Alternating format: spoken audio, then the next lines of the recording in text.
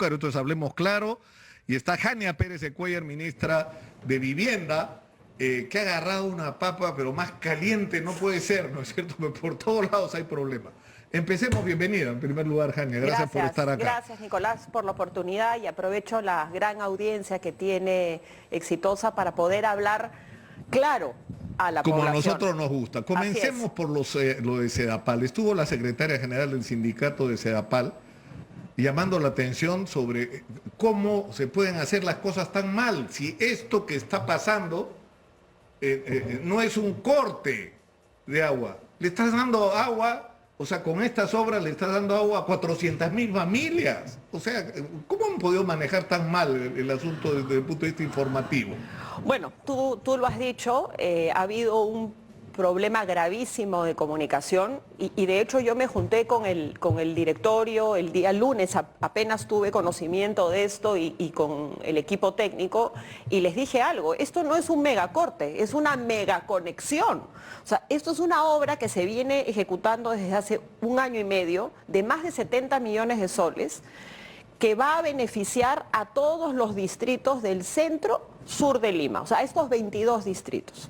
Entonces, es una obra de envergadura, no es difícil técnicamente, lo que tienen que hacer es empalmar 2 kilómetros de tubería, ¿ya? ¿Y qué va a permitir? Que en esa tubería que va a ser mucho más ancha, va a poder discurrir más agua. Entonces, lo que estamos haciendo es prevenir, además, el crecimiento proyectado al sur de Lima, porque por ahí se va a crecer, en altura sobre todo. Entonces, esta obra es un trabajo de prevención que también se tiene que hacer para que en esta nueva tubería de 2 metros de diámetro, imagínense 2 metros de diámetro, va a poder discurrir mucha más agua para servir a las zonas de centro y sur de Lima. Entonces, en el fondo, es una buena noticia. Lamentablemente, Claro, pero la noticia que se ha dado no es, estamos conectando y resolviendo y previendo problemas para el futuro y dándole agua a gente que no tiene, sino vamos a cortar el agua en 22 distritos. Se ha generado miedo, incertidumbre, pánico, como consecuencia especulación, y es por eso que yo desde el día lunes estoy saliendo a los medios y decirle a la población que estén tranquilos. La parte técnica está controlada. El trabajo va a durar 12 horas, desde las 6 de la mañana hasta las 6 de la tarde. Y después va a empezar a circular el agua en esta nueva conexión. El agua va a ir llegando progresivamente. Efectivamente, hay 4 distritos que porque están en altura, el agua va a tardar un poco más en llegar, porque hay que bombear el agua, pero es un trabajo controlado, está programado. Se ha utilizado un fin de semana donde hay un feriado a propósito para, digamos, que haya la menor afectación. No todos los distritos están afectados de la misma manera y si me permites, hemos elaborado unos mapas, lo estamos haciendo por iniciativa del Ministerio, pero en coordinación con ellos, y esto se va a ir mejorando. No sé si se logra ver en la cámara. Acá tenemos, por ejemplo, Independencia. Independencia, tenemos todo el distrito. No todo el distrito va a estar afectado, solo una parte, que es la parte que está aquí en rojo. Son las zonas 331, 335. Si me permites, lo ponemos en esta cámara, ¿puede ser? Acá. San Martín de Porras, Porras, ahí se ve. mira. Esto es, o sea, lo que está marcado en rojo es lo que va a ser afectado. San Martín de Porras, mira, es solo San Martín de Porras es sector. un sector muy pequeño. Es decir, este de acá exactamente, ¿no es cierto? Este de acá es el que va a ser afectado. Surco sí están... Surco sí está más complicado, ¿no es cierto? Es prácticamente todo el distrito, pero dentro del distrito mira, hay diferentes... Claro, si tú te fijas acá, en 24 horas va a estar restituido el servicio en la zona 61A, en 48 horas todas estas zonas. Lo mismo tenemos en La Victoria. Mira, La Victoria es solo... No, está claro. Ahora, el problema es el siguiente. Yo te pregunto, Jania, porque a mí me parece que a ti las cosas se te pueden preguntar de frente. ¿Por qué diablos un mes antes no se inicia una campaña diciendo estamos haciendo una gran obra de conexión? Eso va a suponer que por algunas horas los ciudadanos nos vamos a ver afectados ¿no? Con el acceso al agua, para lo cual están tomando las medidas, y estos son los mecanismos de información. ¿Por qué no se hizo eso? Bueno. Es más, te digo, nosotros estamos llamando a Sedapal para que nos sienten alguien acá, abrir el teléfono y que la gente llame y diga, este es mi número de suministro, ¿qué afectación voy a tener? Y no pueden, no tienen a quién mandar. Ya. O sea, Bueno, yo creo que hay, como te digo, hay un error de lectura sobre el riesgo que esto generó. Han estado poniendo una viñeta informativa en los recibos, pero ¿quién lee los recibos? Yo no leo los recibos, yo solamente leo en el recibo lo que tengo que pagar. Y yo creo que tú también. No creo que estemos todos leyendo las letras chiquitas. Entonces, eso evidentemente no basta. No han tenido un buen manejo. Por eso es que yo he salido en mi calidad de ministra y rector del sistema a poner un poco de orden y generar calma. Otro tema. Acá ellos hablan de sectores. ¿Tú sabes en qué sector estás? Yo no. Te aseguro que el 99% de la población no sabe que su casa a qué sector corresponde. Entonces, nosotros le hemos pedido a Sedapal que en vez de hablar de sectores o de zonas, transforme estos mapas con calles y con barrios. Y eso lo están haciendo y va a estar listo el día de mañana. Ya, pero Jania, ¿ya? Pero, Jania, sí, déjame acabar. Lo están haciendo, o sea, es como para... No, claro. Es decir... Pero por eso, ¿sabes lo que nos pasa, hemos tomado el liderazgo de este tema en comunicaciones, porque si no hubiese sido mucho peor. Ahora, permíteme un minuto.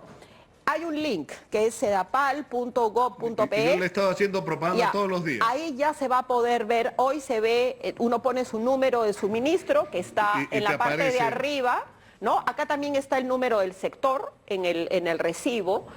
Y ahora, el día viernes, estamos monitoreando eso con mi equipo de vivienda, aparezca no solo el sector, sino las calles. Está este link, que es www.sedapal.gov.pe, también está abierto el acuafono, y obviamente vamos a seguir, estamos terminando de afinar la estrategia de comunicación a lo largo de todos estos días. El día viernes, que va a ser el corte, yo voy a estar a las 6 de la mañana supervisando el inicio de las obras, y a las 18 horas, 6 de la tarde, la culminación. He pedido a Sedapal que esté comunicando permanentemente, que envíe fotos vía streaming y esté en permanente comunicación para mostrar el avance y tratar de generar tranquilidad en la población. Aprovecho eso y el espacio que yo sé que es tan reconocido por los limeños y limeñas, de que estén tranquilos. Yo sé que genera mucha ansiedad, mucho pánico inclusive, pero esto está controlado. Va a haber 102 puntos de abastecimiento. Eso es a lo que quería ir. O sea, el primer punto es el siguiente, ¿no es cierto? Que tiene que ver con que se está haciendo una obra que es necesaria, que es una obra que va a ayudar a prevenir problemas en el futuro, pero que sobre todo va a integrar a gente que no está teniendo acceso al agua como debería tener cualquier ciudadano, ¿no es cierto?, cuyos derechos se respeten. Eso va a implicar un sacrificio. Y yo creo que de alguna manera es bueno que nos pase, para que en algún momento nos pongamos a pensar en lo que... ¿Cuántos millones de peruanos? 3 millones de peruanos que no tienen acceso al agua potable viven no 48 o 24 horas, toda la vida. Entonces estamos ayudando a que esta gente salga de esa situación, entonces vale la pena el sacrificio. 1. 2. Va a haber una afectación. Entonces lo primero es que hay que saber qué tipo de afectación vas a tener, y para eso tiene que haber estos canales de información que tú estás diciendo. En algunos lugares va a faltar agua 24, en otros 48, en los peores creo que hasta 96 en la programación. Hasta el día martes, en el peor de los casos. Ahora, ¿cómo haces para compensar esas carencias? O sea, ¿cuál es el plan de contingencia? A ver, hay un plan de contingencia que ha establecido Sedapal, y luego cada familia tiene que establecer su propio plan de contingencia. El plan de contingencia que ha establecido Sedapal es el siguiente. Se están instalando 102 puntos de acopio, obviamente agua gratis, ¿no?, en los diferentes distritos. Eso se va a terminar, ya está publicado, me parece, y las personas que ingresan al link van a poder ver dónde ir a buscar agua en el caso que les falte agua en su casa. Además, se van a distribuir, mejor dicho, 100 camiones cisterna que van a repartir agua a colegios, centros médicos, hospitales, ollitas comunes, comedores populares, vasos de leche. Eso ya está establecido, yo misma lo he verificado y lo he controlado. Adicionalmente, ¿qué es lo que tenemos que hacer nosotros como familias? Ahorrar. Durante esos días, durante esas horas, obviamente no me voy a duchar 10 minutos, me ducharé 5 minutos. O sea, tenemos que ahorrar el agua a modo de prevención.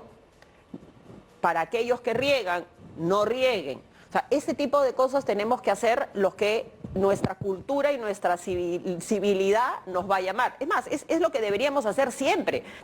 Tú lo dijiste, tenemos que tener conciencia que Lima es un desierto y que no hay fuentes de agua y que a partir de ahora tenemos que empezar a cuidar el agua, que es un bien escaso y por lo tanto se va a volver cada vez más valioso. Entonces, las medidas de contingencia, Sedapal tiene protocolos para distribuir agua a los hospitales, a las comisarías, a los centros penitenciarios, eso ya está cubierto.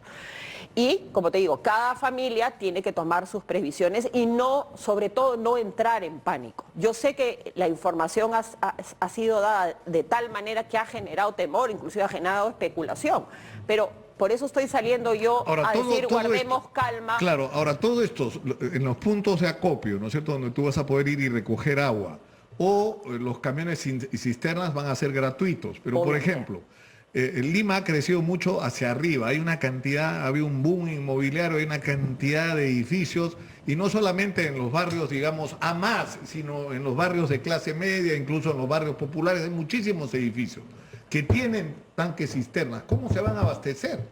O sea, van a tener que poner de su bolsillo para contratar camiones cisternas, porque eso, mira, estuvo la dirigente de la red de ollas comunes de San Juan del Lurigancho y su preocupación era que los camiones cisternas que les abastecen de agua, por la que pagan además, porque no se las dan gratis, los van a dejar y se van a ir a vender esa agua a los edificios, ¿no? O sea, ¿cómo se va a manejar ese tema? Bueno, Sedapal ha contratado una flota de 100 camiones cisternas asegurados que van a distribuir el agua en los puntos de acopio, en los puntos, y garantizar el agua a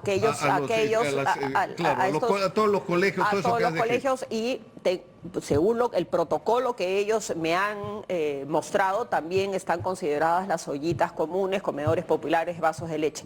Yo misma voy a ir a inspeccionar a lo largo de esos 4 días si se está cumpliendo o no. SUNAS también va a hacer un trabajo de fiscalización y monitoreo. Entonces, yo estoy asumiendo que Sedapal va a cumplir con esos protocolos y no va a dejar desabastecidas a esas zonas, sobre todo las zonas más populares donde la accesibilidad al agua es más complicada. Pero va a haber restricción. O sea, tenemos que entender que vamos a tener que cuidar el agua, lo que te decía hace un momento. Y en realidad eso debería ser parte de nuestra cultura, como te decía. Entonces, en esos 4 días, para las zonas más alejadas sí va a haber que reducir el consumo de agua, pero Sedapal se ha comprometido a no dejar desabastecida esas zonas. Así que vamos a seguir monitoreando su protocolo. Ellos tienen un buen protocolo establecido. Probablemente haya fallas y ahí ojalá Exitosa también pueda hacer una caja de resonancia para que los limeños y limeñas puedan denunciar si ha habido alguna irregularidad y Sedapal y nosotros mismos podamos tomar medidas correctivas. Claro, por eso lo que lo vamos a hacer en el programa del día de hoy, señora Magariño, tenemos que hacerlo de todos modos, porque lo que vimos es, con Sedapal o sin Sedapal, igual la gente necesita la información y hemos visto, ahora en la mañana estuvimos probando antes que empiece el programa, que realmente sí se puede hacer.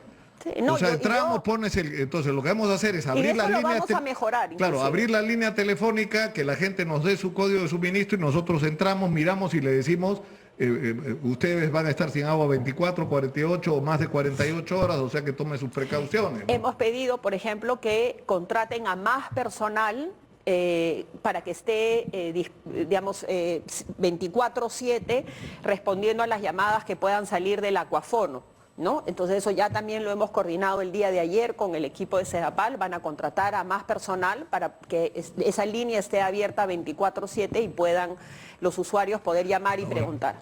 Eso te plantea un problema que lo estuvimos discutiendo con la dirigente de SUTESAL, ¿no? Sobre cómo deberían funcionar instituciones como Sedapal, que si bien son públicas, lo que debería ocurrir es que se manejen con criterios de eficiencia, ¿no es cierto?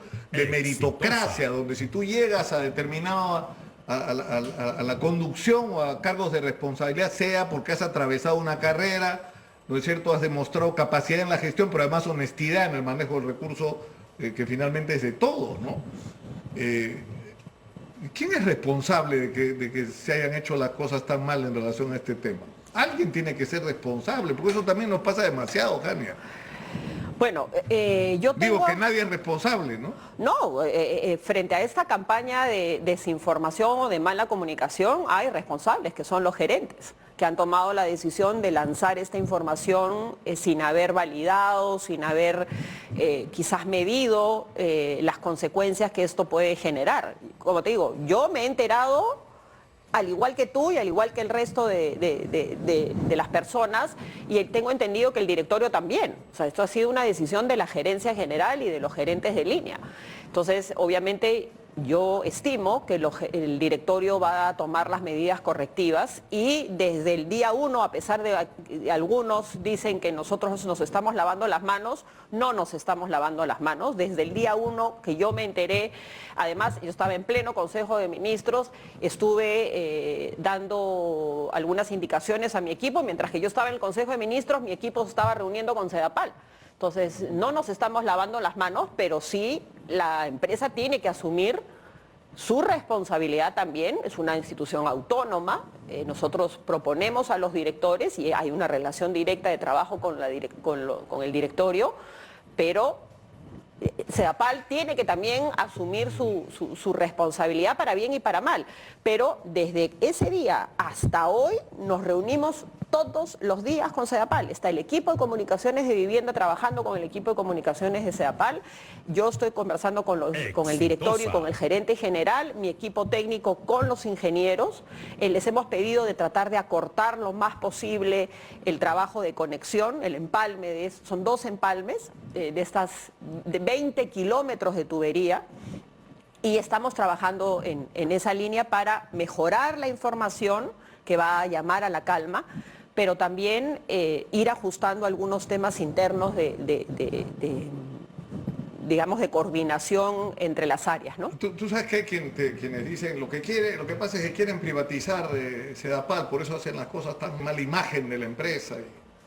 No, ¿eso está en discusión realmente? Es un debate que está permanentemente en idea en Lima y para los opinólogos y para los especialistas. A lo que yo me he comprometido, y voy a ser muy clara y muy sincera, es que hay que modernizar y reestructurar Sedapal. Yo no estoy segura si la privatización sea la mejor solución. No tengo la información suficiente que me permita decir va por aquí o va por allá. Además, creo que eso es un debate que tenemos que es un debate amplio, claro, que hay que abrir y discutir.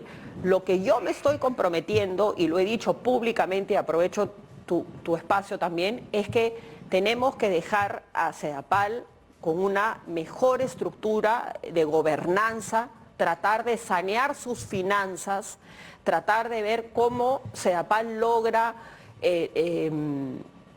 cerrar las brechas que hay de agua en términos de infraestructura, y sobre todo algo que se conversó en un momento y luego se dejó olvidado, es identificar las fuentes de agua.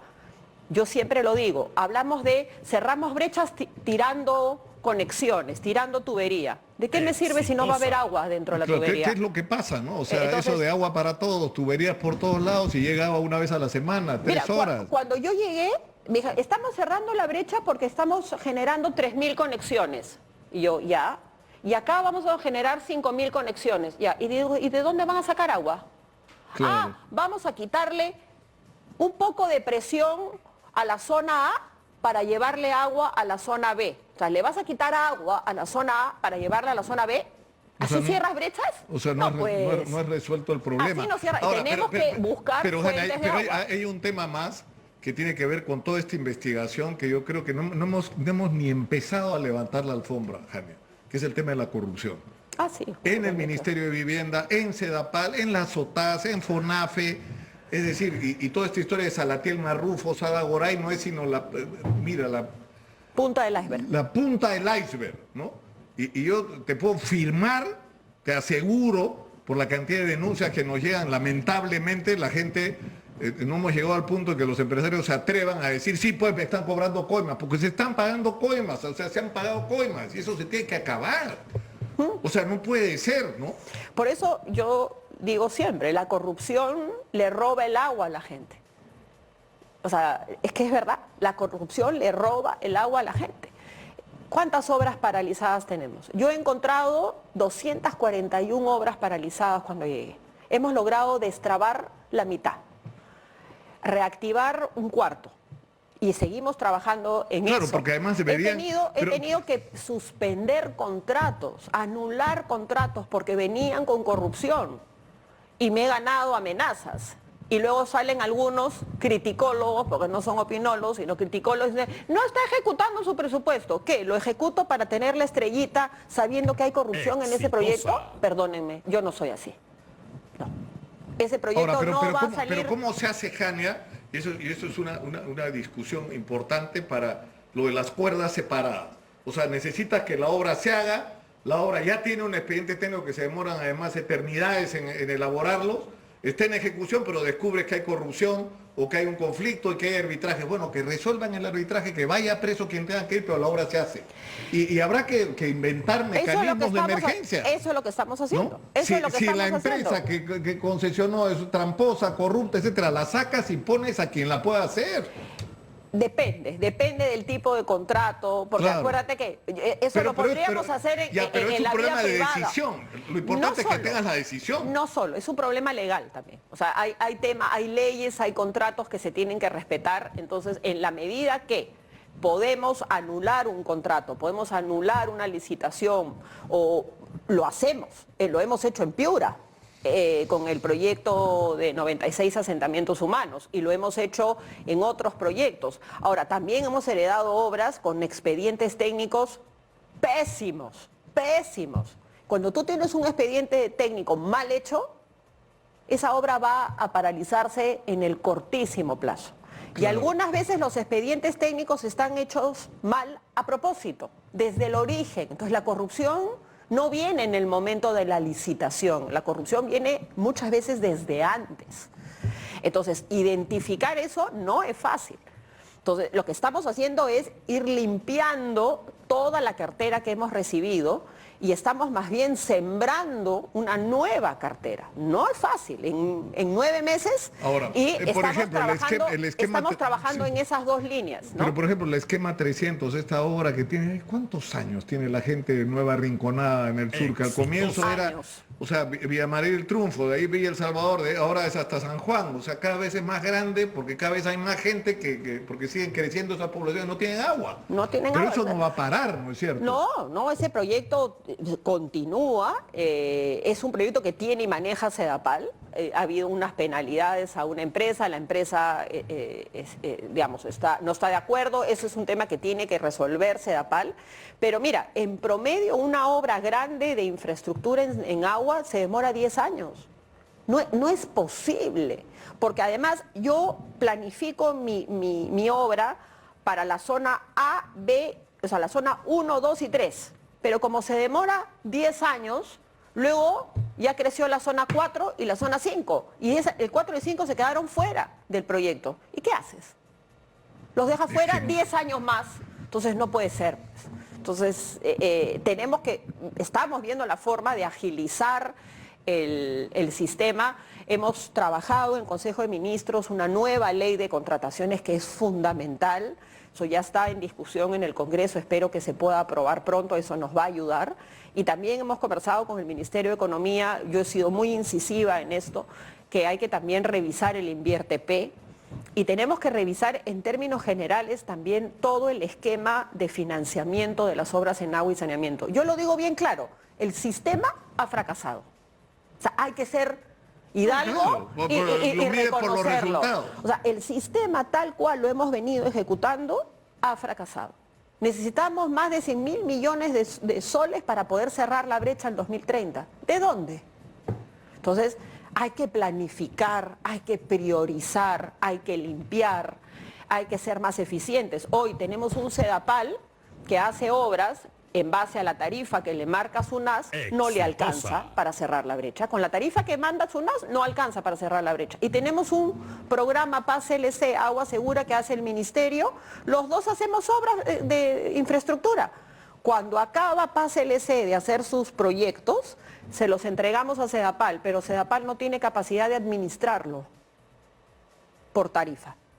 Entonces, tenemos que sentarnos con SUNAS y trabajar bien el esquema tarifario. ¿Te puedo secuestrar unos minutos más? Sí, ¿no es cierto? Tengo que ir a la pausa. Vamos a ir a la pausa porque además quiero hablar de un tema que ha planteado acá Jorge Ruiz de Somocurso. Él dice, se puede construir hasta 250.000 viviendas al año en el Perú, pero para empezar se pueden construir 100.000. Hasta nombre le ha puesto al proyecto, que es el proyecto Yare, que es el nombre de la criatura esta de 4 años que murió por un derrumbe, por una lluvia absurda. ¿Por qué? Porque estaba viviendo su familia donde no debería estar viviendo. Zona de riesgo no mitigable. Entonces, ahí hay una propuesta que yo te voy a... Yo me comprometí con Jorge, nos hemos demorado casi 3 semanas porque no te pude tener al frente. Ahora te tengo al frente y te voy a transmitir la propuesta del decano del Colegio de Arquitectos que me parece extraordinaria. Perfecto. Vamos a la pausa, regresamos con Jania Pérez de Cuellar. ¿Para no?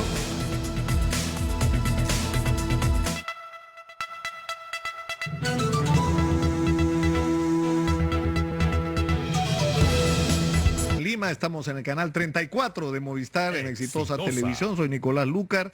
Esto es Hablemos Claro y está en nuestros estudios Jania Pérez de Cuellar, ministra de Vivienda. Y estábamos hablando, ministra, de la solución para cerrar el tema este del agua, ¿no es cierto? Y todo el problema que hay con la corrupción y los arbitrajes y las obras paradas. Y las soluciones de fondo y de largo plazo para este problema. Pero tú insistes mucho en el que no necesitamos simplemente tender redes de tuberías, necesitamos resolver el problema del abastecimiento del agua que va a pasar por esas tuberías. Así es, justo hablábamos, ¿no? Decía, yo he escuchado a técnicos que me dicen que van a sacar agua de acá para llevarla allá, o sea, es de vestir a un santo para desvestir a otro, ¿no? Entonces, en mi gestión estamos dedicados, trabajando muy estrechamente con SEDAPAL y con otras EPS a nivel nacional, de asegurar el abastecimiento de agua, es decir, trabajar en las fuentes de agua. Y ahí hay un trabajo que hay que hacer articulado con el ANA y sobre todo con el ANA, para ver qué vamos a hacer, o sea, qué tenemos que hacer. Lima no tiene fuentes de agua aseguradas, entonces, y sabemos que va a crecer marginalmente ahora ya, pero va a seguir creciendo, y tenemos que, sobre todo, garantizar agua. O sea, hay que trabajar en los dos, garantizar las fuentes de agua, pero también, obviamente, mejorar el servicio, reponer la infraestructura. Más del 71% de las tuberías de SEDAPAL están obsoletas. Entonces, hay que hacer todo un trabajo de inversión para renovar todo el sistema, ¿no? Tenemos zonas como Breña, por ejemplo, que las tuberías tienen más de 60 años y ya están colapsadas. Entonces, tenemos que trabajar en esos dos niveles, no solo en Lima, a nivel nacional también. O sea, tenemos zonas, distritos que tienen 1 hora de agua al día. O sea, ¿de qué derecho humano estamos hablando? Y es por eso que la presidenta ha sido muy enfática. Una de las prioridades de este gobierno es trabajar para cerrar la brecha lo más posible que podamos. Y hay que ponernos creativos, sí, hay que sumar todos los esfuerzos, sí, es por eso que hace unas semanas hicimos un evento muy importante que se llama el Pacto Unidos por el Agua y el Saneamiento. Han asistido más de 1.500 personas entre gobernadores, alcaldes provinciales, distritales, sociedad civil, dirigentes barriales, y estamos trabajando en una agenda para trabajar de manera unida, lo que tú decías, ¿no? Sumar los mejores talentos, sin color político. Yo digo el agua es transparente porque no hay color político. Claro, y no, es limpia y además porque no es corrupta. No, pero además, claro, o sea, y tener planes de largo plazo, donde tú puedes estar o no estar en el Ministerio de Vivienda, pero los planes se siguen ejecutando porque son políticas de Estado. Es que yo he llegado y no había una sola política de Estado, no había un plan maestro, no había un plan director. Estábamos en un trabajo de inercia absoluta, hemos heredado estos proyectos y así vamos. Y no, o sea, tú tienes que... Si tú sabes que tienes pocos recursos, tienes que priorizar, tienes que planificar. Y eso es lo que estamos haciendo. Ahora, estuvo Jorge Ruiz de Somocurcio sentado acá insistiendo permanentemente por el tema este de la vivienda, ¿no es cierto? Y él insiste en que es posible construir hasta 250.000 viviendas al año en el Perú, lo cual permitiría ir reduciendo paulatinamente la enorme brecha que hay de prácticamente 1.800.000 viviendas, ¿no es cierto?, que nos faltan. Pero él decía que había que empezar por algo y que se podía empezar construyendo un primer paquete de 100.000 viviendas donde se traslade a la gente que vive en las zonas de mayor riesgo, ¿no? En las zonas que los especialistas llaman de riesgo no mitigable, ¿no es cierto?, donde simplemente no deberías estar viviendo. Y que esto se puede hacer en un concierto de esfuerzos entre el Ministerio de Vivienda, bienes nacionales que entreguen los terrenos y los colegios de ingenieros y de arquitectos haciendo los expedientes técnicos. Y eso permitiría no solo concentrar energía y talentos y capacidades, sino acortar los plazos.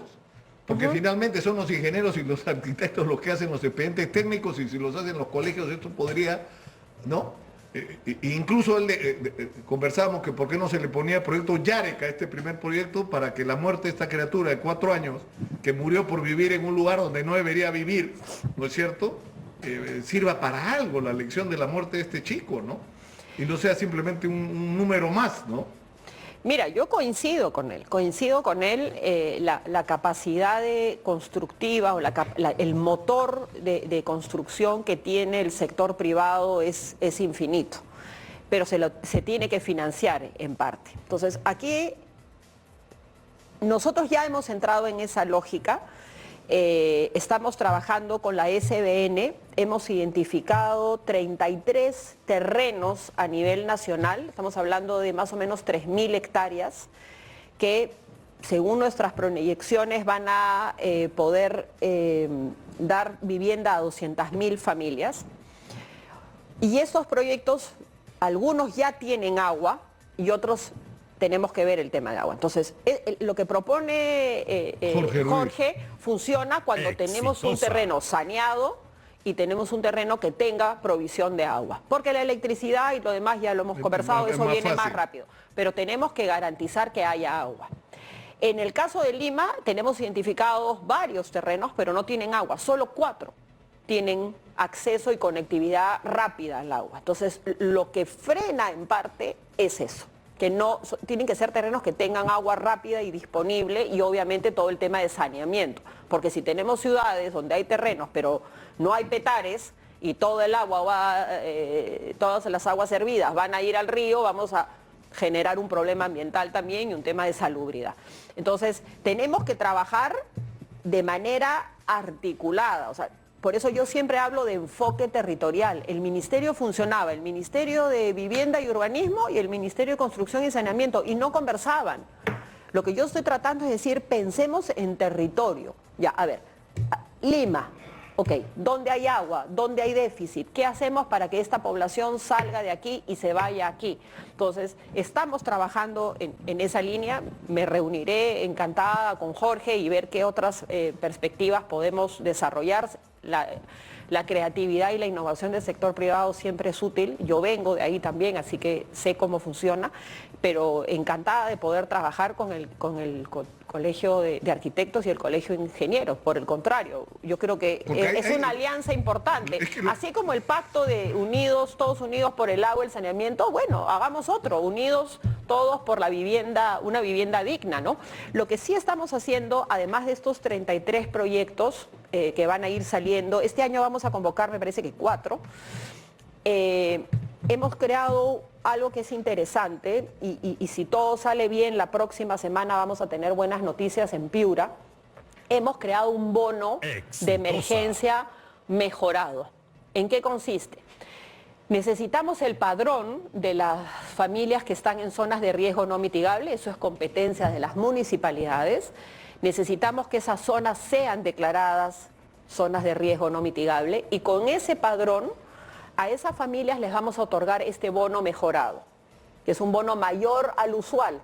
Y con ese bono le vamos a decir a las familias, múdense al proyecto que ya está funcionando. Y tenemos un proyecto en Piura ya listo y estamos trabajando con el alcalde provincial para ver qué familias puedan acceder a ese bono y a través de un incentivo ofrecerles una casa en un lugar seguro. Y esa es una política que queremos instaurar a partir de ahora, ¿no? Porque eso es lo que, es decir, le hemos dejado el tema de la vivienda, en manos de, por un lado, digamos, la cara de desarrolladores inmobiliarios, pero en el otro lado a traficantes de terrenos, ¿no es cierto? Que encima, porque la gente está viviendo en lugares súper precarios, pero que se me ha pagado por ello, ¿no? No, los han estafado. Pero, ¿no? por supuesto, Claro. pero regresemos al tema del agua. Fíjate, Yajaira Pacheco está en el RIMAC, en una posta, en Piedralíza, y la gente está preocupada.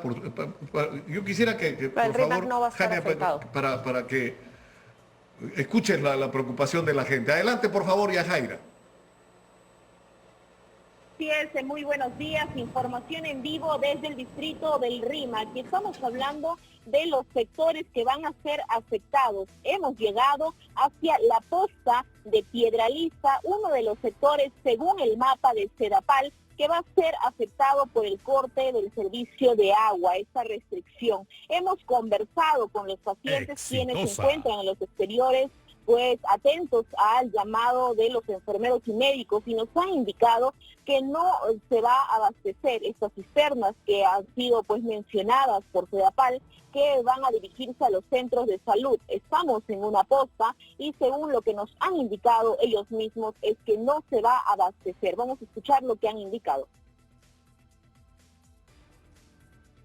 Solución, porque si no, tantos días no van a tener abastecimiento con una sola. Tienen que buscar soluciones a eso. La limpieza es bastante importante. Y un hospital más, donde va a haber adultos, niños, personas mayores, tiene que tenerlo. Bien, Nicolás, estamos hablando también que estos pacientes se atienden en el interior, hablamos de niños, adultos mayores, y uno de ellos, un adulto mayor, estaba esperando ya la atención y nos indicó y hace el pedido directamente a Sedapal de que estos trabajos no demoren, porque el agua es primordial para la atención en la salud. Escuchemos. El agua es la base primordial para la ciudadanía. Necesitamos agua porque sin agua no podemos hacer nada. Por eso el Sedapal que haga lo más pronto posible este arreglo y ya que subsanen este problema que tenemos.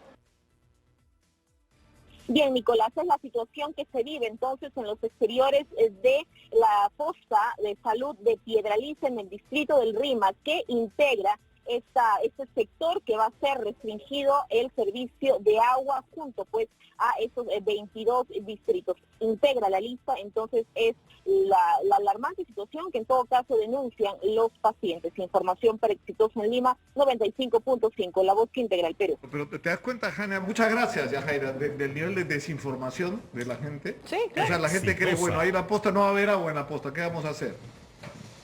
Bueno, yo sugeriría que al gerente de la posta vaya al link de Sedapal, averigües por su código de suministro si esa zona va a ser afectada o no. Como lo hemos visto en el mapa, no todo el distrito va a ser afectado, cosa que se dijo al inicio y por eso se creó tanto pánico.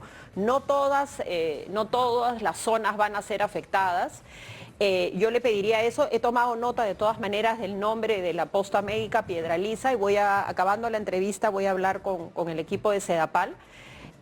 Lo que me ha reportado a mí Sedapal es que son 221 centros de salud que serían afectados pero que justamente en su protocolo ya están considerados para que sean abastecidos de agua. La preocupación es que, o sea, vas a tener puntos de acopio y vas a tener, en segundo lugar, cisternas, cuya prioridad va a ser atender postas médicas, hospitales, colegios, ollas comunes, bomberos, centros penitenciarios, ¿no es colegios y ollas comunes, comedores populares, vaso de leche. Ahora, lo que yo creo que va a ser un problema es el de los edificios.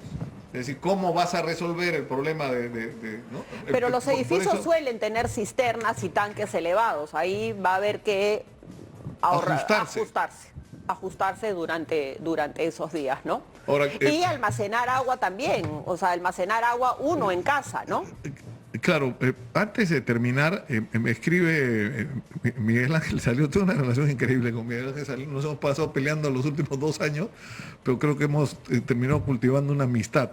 Y él tiene una especie de, en realidad no es una obsesión, es un legado que él tiene por su padre. Su padre era un ingeniero que manejó Marcona y puso la primera planta de desalinización en el Perú.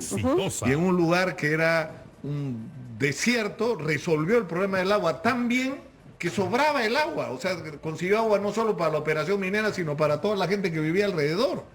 Entonces, el problema es que eso no se continuó. O sea, la opción... Ya se destrabó. ¿No? Pero te estoy hablando de esto de hace décadas, ¿no? Sí. Entonces, Miguel Ángel siempre está insistiendo en desalinización porque él lo ha vivido personalmente, ha visto cómo funciona, ¿no? Bueno, es una posibilidad. Hay países enteros como Israel que tienen su servicio de agua potable a través de desalinizadoras. Aquí también hay todo un debate con respecto a ese tema, porque tenemos algunos opinólogos, inclusive algunos políticos que dicen que eso es privatizar el agua, pero es algo que se está evaluando porque, o sea, tenemos que garantizar fuentes de agua, ¿no? Y además ya se está haciendo de alguna manera, y no es que estemos privatizando el agua, es decir, Sedapal, en caso de Lima, Sedapal compraría el agua y se ocuparía de la distribución del agua. Es algo parecido a lo que se hace hoy, o sea, Sedapal recibe agua de las diversas fuentes, suministros de agua, la transforma y la distribuye. Entonces, en vez de hacer la transformación o la potabilización que que hace hoy Sedapal, podría ser un tercero. No nos olvidemos que acá tengo la cifra, mira, hoy hay 204 contratos de terciarización de Sedapal. O sea, estamos hablando de más o menos casi 2.200 millones que se implica en contratación. Entonces, ya hay un nivel de trabajo con empresas proveedoras. ¿Por qué no podríamos sumar estas empresas proveedoras de manera adicional? Es algo que hay que evaluar si la tarifa lo permite. Entonces, yo soy una persona muy práctica. Yo creo que no podemos ser ni descartar ni decir sí a la ligera. Tenemos que ver costos, tenemos que ver el impacto, medir cuál es el beneficio real, si no lo es o sí lo es, y sobre la base de data, de información certera, de números, tomar decisiones. Para terminar, te están citando el lunes, ¿no, señora Magariño? Sí. El lunes 2 al Congreso. Sí. Bueno, como corresponde, iré, explicaré cómo se han llevado a cabo las cosas, explicaré cuál es mi rol y qué es lo que estamos haciendo para tratar de mejorar la información. Toda esta entrevista que te agradezco, Nicolás, creo que está permitiendo calmar un poco la situación. Sé que el presidente del Congreso ha estado hace unos minutos en Sedapal también tomando conocimiento, y aquí yo soy muy clara y muy transparente: el que no la debe no la teme. Entonces, hay que dar cuentas al Congreso, sí, e iremos todas las veces que sea necesario, porque creemos que estamos haciendo un buen trabajo. Seguramente cometeremos errores, pero lo importante es enmendarlos a tiempo, y eso es lo que estamos dedicados hoy en el Ministerio, yo personalmente y todo mi equipo. Jania, te agradezco mucho por esta Nicolás, conversación y por el tiempo que nos has dedicado, muy gentil como siempre. Gracias. Muchas gracias. Y volvamos a conversar para ver los temas de vivienda. Por supuesto. Que siempre se queda corto el tiempo. Por supuesto que sí. Nos vamos ahora a San Martín de Porres. Pablo, Francia está ahí, donde la gente está muy preocupada por el tema del corte de agua.